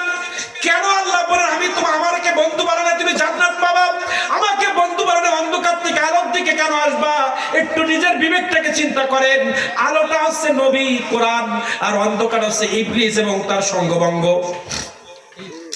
এখন একটা মেয়ে পর্দা না করলে আমরা ভালো বলছি না, একটা ব্যক্তি সৎ ব্যবসা না করলে তাকে ভালো বলছি না, একজন ব্যক্তি নামাজ না পড়লে তাকে আমরা ভালো বলছি না, একজন জুলুম করলে তাকে আমি ভালো বলছি না। কারণ জুলুম করতে নিষেধ করেছেন আল্লাহ। তাহলে আল্লাহ যেটাকে নিষেধ করেছেন ওইটার মাধ্যমে গালি আছে, আল্লাহ যেটা আদেশ করেছেন তার মধ্যে ভালোবাসা আছে। এখন আল্লাহ তাআলা বললেন এই বৃহৎ কিতাব কদ জাআকুম মিনাল্লাহি নূর ওয়া কিতাবুম মুবিন, আমি তোমাদেরকে একটা আলো দিয়েছি। বলেন আল্লাহ আলোর কথা আগে বলেছেন না কিতাবের কথা আগে বলেছেন? একটু বাবা একটু খেয়াল করেন। কদ মানে নিশ্চয়ই, অবশ্যই, জাআকুম আমার কাছ থেকে তোমাদের কাছে পাঠানো হয়েছে। যা মানে যাওয়া, কুম মানে তোমাদের। আল্লাহ তাআলা বলেন কদ নিশ্চয়, অবশ্যই, জাআকুম তোমাদের কাছে পাঠানো হয়েছে। মিনাল্লাহ, মিন মানে হতে থেকে, আল্লাহ আল্লাহর পক্ষ থেকে হতে পাঠানো হয়েছে নূর একটা আলো, ওয়াও, এবং কিতাব একটি বই, মুবিন যেটা স্পষ্ট, যার মধ্যে নূরের মধ্যেও কোনো ভুল নাই, কিতাবের মধ্যে কোনো ভুল নাই। মুবিন মানে স্পষ্ট কথা, সত্য কথা, যে কথার মধ্যে কোনো চুল পরিমাণ ভুল নাই তাকে মুবিন বলে। স্পষ্ট ভাবে আল্লাহ তাআলা বললেন স্পষ্ট একটা নূর, স্পষ্ট একটা কিতাব আমি পৃথিবীর জমিনে দিয়েছি। এখন আপনাদের কাছে আমি প্রশ্ন করি, কিতাবটা আগে এসছে, কিতাবের কথা আল্লাহ আগে বলেছে না নূরের কথা আগে বলেছে? নূর আগে বললেন, কিতাব পরে বললেন। কিতাব মানে কোরআন। এখন বলেন কোরআন পৃথিবীতে আসছে কখন? আপনি যদি কোরআন মাজিদকে প্রশ্ন করেন, হে কোরআন মাজিদ তুমি তো লাউহে মাহফুজে ছিলে, তুমি পৃথিবীতে কবে আসলা? আপনি কোরআন মাজিদের কাছে প্রশ্ন করলে কোরআন মাজিদ বলবেন পৃথিবীর জমিনে প্রথম আদম আলাইহিস সালাম পৃথিবীতে আসছে, কিন্তু আমি কোরআন আসতে পারি নাই। মুসা আলাইহিস সালাম পৃথিবীতে আসছে, তাওরাত কিসে আমি যেতে পারি নাই। ঈসা আলাইহিস সালাম পৃথিবীতে আসছে, ইনজিল পাঠিয়ে দিয়েছে আল্লাহ, আমাকে পাঠায় নাই। ইনজিল আল্লাহর লেখা, তাওরাত আল্লাহর লেখা, কোরআন আল্লাহর লেখা। কোরআন বলছে 1,24,000 নবী পৃথিবীর জমিনে আসলো, আমি কোরআন পৃথিবীতে আসতে পারি নাই। কিন্তু যখন কদ জাআকুম মিনাল্লাহি নূর, পৃথিবীতে যখন আলো এসেছে, ওয়া কিতাবুম মুবিন, আমি কিতাব আল্লাহে মাহফুজে থাকতে পারি নাই। তারে কিতাব যিনি আসছেন উনি নূরে মুহাম্মদ, আমার রাসূল নূর, এটা কেউ বোঝে না। আপনি লিখে নেন, আপনি যে কোনো মুফাসসিরকে বুঝাইতে পারবেন, তার কাছে বলবেন তোমরা যে নূর মানে আল্লাহ রাসূলকে বোঝো না, তার নূরের কথা আগে না কিতাবের কথা আগে? কিতাব আসছে পরে, নূর আগে। কিতাব যার পরে আসছে উনি নূর। নূর মানে আলো, যিনি পথ দেখায় মানুষকে জান্নাতে নেবেন। আল্লাহ তাআলা বললেন আমাকে বন্ধু বানাইতে পারলে তুমি অন্ধকার থেকে আলোর দিকে আসতে পারবা, কিন্তু আমার শক্তি এমন বৃহৎ, আমার নূরের তাজাল্লি এমন।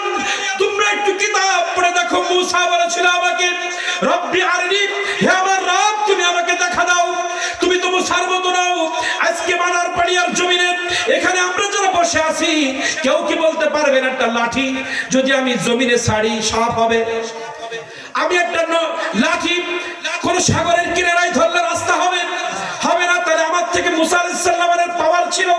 এই পাওয়ারফুল নবী আল্লাহকে বলছে রব্বি আরিনি, আল্লাহ তাআলা বলছে আমার সাথে দেখা করা যাবে না, লাম তারানি, আমাকে কখনো তুমি দেখতে পাবে না। বারবার যখন বলল আল্লাহ তাআলা বললেন আমার পাওয়ার এত বেশি, আমার নূরের তাজাল্লি এত বেশি, তুমি সহ্য করতে পারবে না, মুসা তুমি এসো না। বারবার যখন দরখাস্ত করলেন আল্লাহ তাআলা বললেন মুসা যাও, ওই পর্বতের কাছে যাও, আমার 70,000 নূরের মধ্যে অল্প কয়টা 4টা-5টা নূরের তাজাল্লি আমি পাহাড়ে দিব, যদি সহ্য করতে পারো আসমানে আসতে পারো। 70,000 নূরের মধ্যে কয়েকটি নূরের তাজাল্লি আল্লাহ তাআলা পাহাড়ের মধ্যে দিলেন। পাহাড়ের মধ্যে দেওয়ার পরে পাহাড় পুড়ে ছাই হয়ে গেল, মুসা আলাইহিস সালাম বেহুশ হয়ে গেলেন। সেই 70,000 নূরের পর্দা ভেদ করে আমার নবী মুহাম্মদুর রাসূলুল্লাহ সাল্লাল্লাহু তাআলা আলাইহি ওয়াসাল্লাম মেরাজ করেছেন, যেটা দল মত নির্বিশেষে সবাই স্বীকার করে। তাহলে মুসা আলাইহিস সালাম যেখানে যেতে অক্ষম, নবী যেতে সক্ষম। শুধু তাই নয়, সূর্যের আলো, সূর্য প্রথম আসমানের নিচে, এই সূর্যের আলো আমাদের মাথার কাছে যদি আসে আমরা পৃথিবীর মানুষ সবাই মারা যাব। সেই সূর্য ওভারটেক করে আমার নবী গেলেন, এটা তো প্রাথমিক কথা। সপ্তম আসমানে যাওয়ার পরে জিবরাইল আলাইহিস সালাম বলছেন হে রাসূল, আমি যদি এই সপ্তম আসমানের পরে আল্লাহ থাকে আরশে আজিমের মধ্যে, আমি জীবনে কোনোদিন আরশে আজিমে উঠতে পারি নাই। ওখান থেকে যা নাজিল করে এখান থেকে জমিনে নিয়ে যায়, ওখানে আমি পুরো ছাই হয়ে যাব। আমি জিবরাইল নূরের তৈরি, কিন্তু ওখানে গেলে আমি ভস্ম হয়ে যাব, ওখানে যাওয়ার কোনো ক্ষমতা আমার নাই। জিবরাইল আলাইহিস সালাম সপ্তম আসমানে থেকে গেলেন, আর আল্লাহ রাসূল সপ্তম আসমান ভেদ করে আরশে আজিমে গিয়ে আল্লাহর সাথে মেরাজ করেছে। এটা গেল মেরাজ থেকে আমার নবী নূর, মাটি হয়ে যেতে পারতেন না। তা আল্লাহ তাআলা বললেন আমাকে যদি বন্ধু বানাইতে চাও, আমার নূরের এমন পাওয়ার মুসা পর্যন্ত আমার কাছে আসতে পারে না, তোমরা তো অনেক পরের কথা। এজন্য আমার বন্ধু বানাইতে গেলে ডাইরেক্ট আমাকে পাওয়া যাবে না। আমি কিতাব এবং নূর দিয়েছি, তাদের সাথে সম্পর্ক করো। আমার সাথে বন্ধুত্ব করতে গেলে কি লাগবে তারা তোমাকে বলে দিবে। তুমি কোরআন পড়ো, কোরআন বলে দিবে আমার সাথে বন্ধুত্ব করতে গেলে কি লাগবে। তুমি নবী মুহাম্মদুর রাসূলুল্লাহর কাছে যাও, আমার নবী মুহাম্মদুর রাসূলুল্লাহ তোমাকে বলে দিবেন আমার সাথে বন্ধুত্ব করতে গেলে কি লাগবে। নবী মুহাম্মদুর রাসূলুল্লাহ দুনিয়ায় নাই, আমার নবী বলেছেন আল উলামা ওয়ারাসাতুল আম্বিয়া, পৃথিবীর জমিনে অনেক ওলি থাকবে, অনেক হক্কানি আলেম থাকবে, অনেক হক্কানি ওলি থাকবে, তাদের কাছে গেলে আমি নবী আমার ফেলেবার পাইবা, আমি নবী আমার সাথে সাক্ষাৎ তোমাদের মিলে যাবে।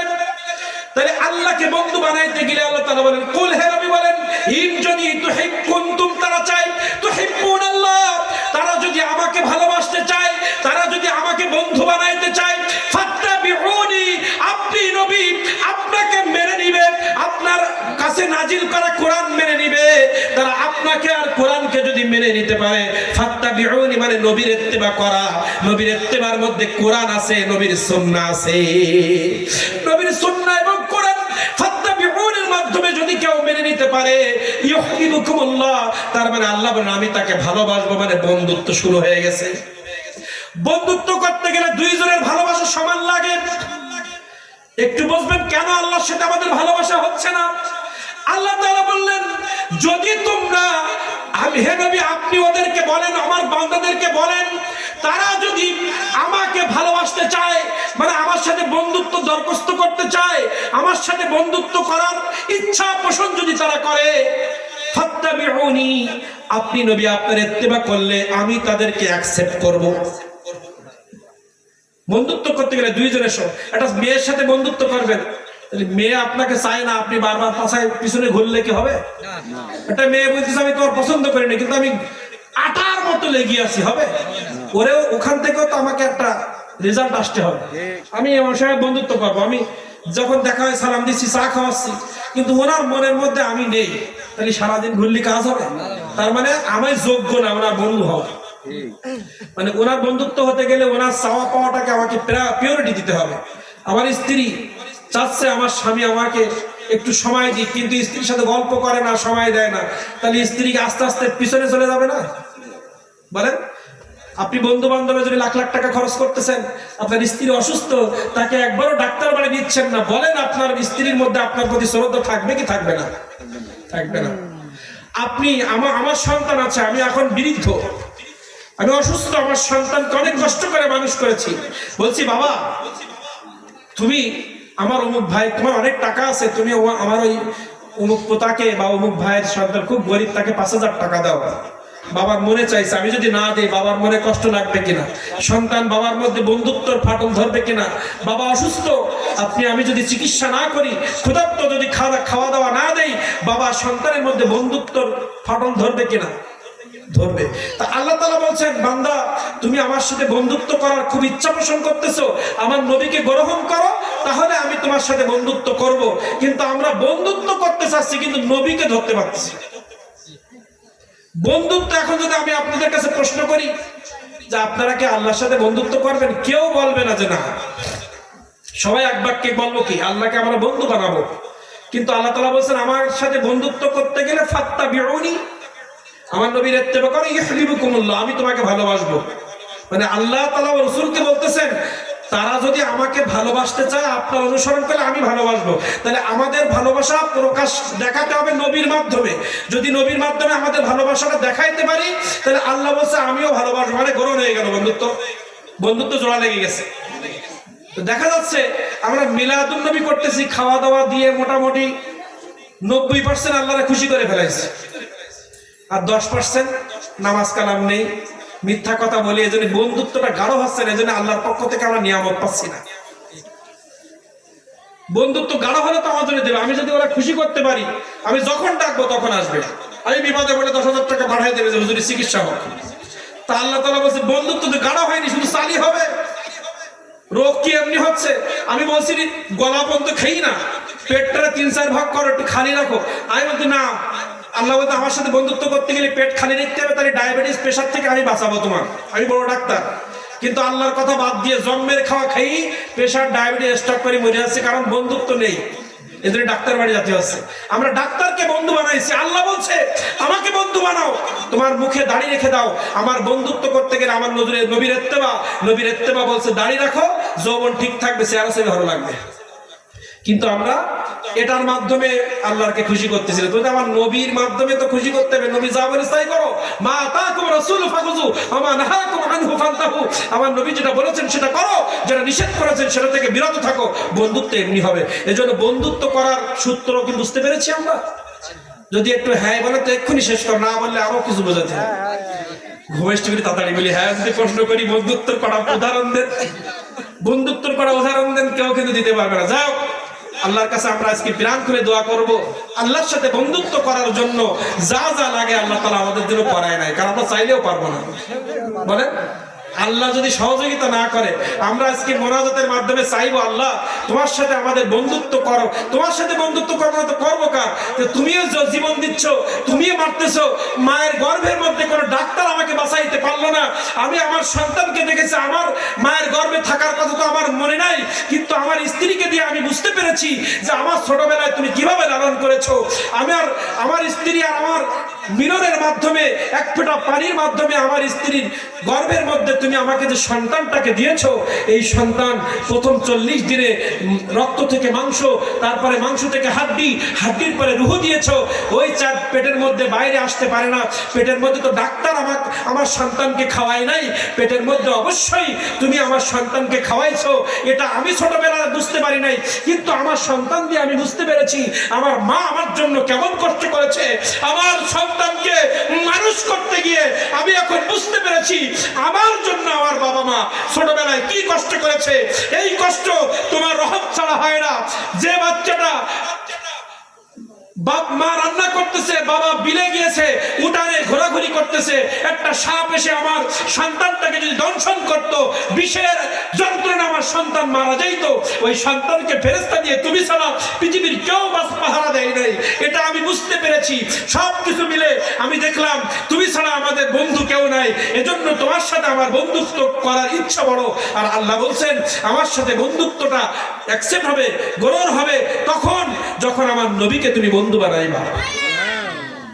এজন্য অনেক কথা এভাবে ওয়াজ করলে, ফজর পর্যন্ত ওয়াজ করলে আপনারাও ঘুম পড়বেন না, আমারও ইনশাআল্লাহ ঘুম আসবে না। এই চলতেই থাকবে, দেখবেন কোথাতে কোন ঘটনা এসে যাবে, একটানা চলতেই থাকবে। আপনারা কখন ফজরের আজান হবে নিজেরাও টের পাবেন না। আজকের এই মাহফিল, আমি যত মাহফিল করেছি, কয়েকটা মাহফিলে দেখছি আজকে আমার গোল্ডেন ভাই সানা আজকে উনি সার্থক হয়েছে, কারণ আজকে আলোচনাটা সবাই খুব সুন্দরভাবে শুনেছে। আজকে আমার চোখে পানি এসে গেছে আপনাদের আলোচনা শোনা দেখে, কারণ আমরা বর্তমান দেখেছি হাসি ঠাট্টা ছাড়া মানুষ বসে না। আপনি দেখেন অনেক এখন মজলিসে মানুষ যায়, যেখানে কৌতুক হয়, হাসি হয়, একটু চিল্লা বেল্লা হয়, টেবিল বাড়োবাড়ি হয়, ওই হুজুরি ওয়াজ শোনার জন্য মানুষ ছোটে। কিন্তু আজকে আল্লাহ আজকে প্রমাণ হয়ে গেছে, হাসি ঠাট্টা ছাড়া ডাইরেক্ট কোরআন মাজিদের আলোচনা এই মুসলমান শোনার মতো ঈমান মাদার বাড়ি জমিনের মানুষের আছে, এটা মাদার বাড়ির মানুষ প্রমাণ করে দিয়েছে। মাদার বাড়ি মানুষের মনে ঈমান আছে, মাদার বাড়ি মানুষের মধ্যে আল্লাহর প্রতি ভালোবাসা আছে, রাসূলের প্রতি ভালোবাসা আছে। আজকের মাহফিল থেকে তারা প্রমাণ করে দিয়েছে আল্লাহ আল্লাহ রাসূলের প্রতি মা বোন সহ, যুবক যুবতী সহ, যুবক বৃদ্ধ সহ সবাই আল্লাহর প্রতি ভালোবাসা আছে। আজকের মাহফিল সেটা প্রমাণ করে দিয়েছে। আজকে মাহফিল প্রমাণ করে দিয়েছে আমাদের ভিতরে আলো আছে, জ্বালানোর মেশিন নেই, ম্যাচ ধরাতে গেলে বারুদ লাগে, খালি কাঠিতে ঘষলি সারাদিন কাজ হবে না, মাথায় একটু বারুদ দিয়ে ঘষা দেন জ্বলবে। তার মানে ওর ভিতরে আগুন আছে, জ্বালানোর সিস্টেম জানতে হবে। আমাদের ভিতরে ঈমান আছে, ঈমানটাকে মজবুত করার মেশিন আমাদের পাশে নাই। এই মেশিন দিয়ে যখন চাষ করা হবে আমাদের ভিতরে যে মাল আছে সব বেড়ে যাবে। আপনাদের ভিতরে যে ঈমান আছে, আপনাদের ভিতরে আল্লাহ রাসূলের প্রতি যে ভালোবাসা আছে, এটা আলোচনার মাধ্যমে বোঝা গেছে। আজকে প্রাণ খুলে দোয়া করব আল্লাহ তাআলা আমাদের সবাইকে ঈমানে হারাতে থাকার তৌফিক দান করুক। জীবনে যা অন্যায় করেছি